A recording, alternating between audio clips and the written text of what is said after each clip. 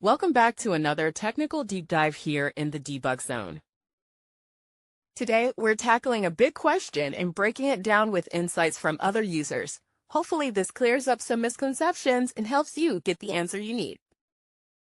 So, buckle up, stay a little curious, and let's jump right in.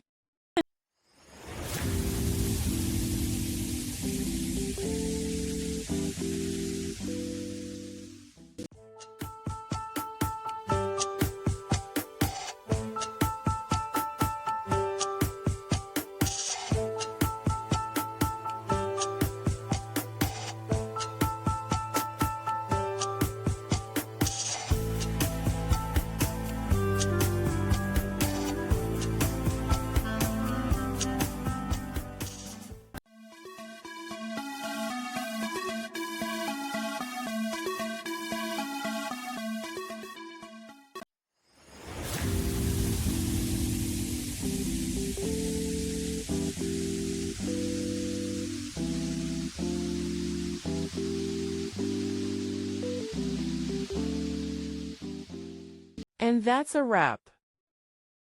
I hope you found the answer you were looking for. If you did, take a second to hit that subscribe button. It really helps out.